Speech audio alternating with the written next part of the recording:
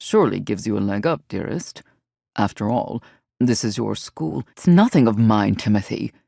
The slight raise in her own voice surprised her, as did her full plate, when she finally lowered her eyes from Timothy's to damn perceptive ones. He'd finished his meal. She hadn't even touched hers. Her fingertips now clutching a crumpled piece of paper with the crest leaving a brand on her skin. "I don't have to say yes, and we don't have to join these people for cocktails tonight, dearest.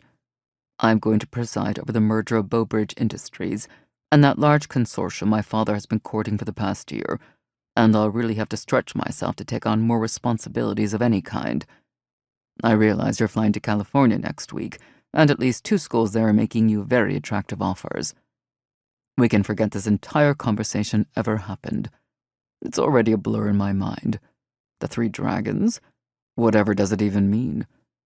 Her ex-husband, as perceptive and as troublesome as he was also at times unexpectedly kind. And this was one of those moments. He knew parts of her history with the school, aspects of what it meant to her, and he was giving her an out. One that would allow her to save face, her dignity, and perhaps her sanity. What was she even doing considering dragons? It had been exactly 30 years.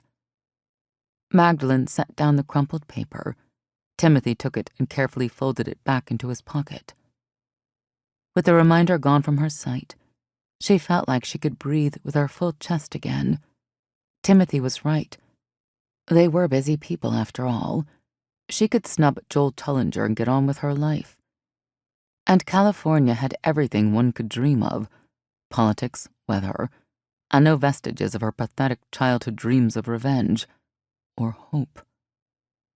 But the wound in her chest pulsed, a gaping hole that she had nursed or hidden and been ashamed of her entire life. And Magdalene Nox was many things, but above all, she was no coward. "I could use a good cocktail or 2, though, and we might as well listen to these useless people, since they'll be paying for the drinks." Her voice was sly even to her own ears. His smile was triumphant, and she felt herself reciprocating it. It wasn't a gentle or affectionate gesture, however. Instead, it was filled with rancor and retribution, and not a small amount of schadenfreude.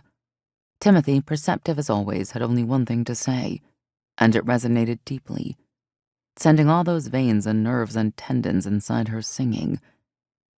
"Magdalene Nox, headmistress of 3 dragons, does have a ring to it, dearest." The dragon at her breast roared, deafening her for a second, her ears ringing and her mouth parted. But then Magdalene raised her eyes upwards, where Manhattan's early spring rain washed the skylights, quieting down the beast. It wasn't time for fire just yet. Not just yet.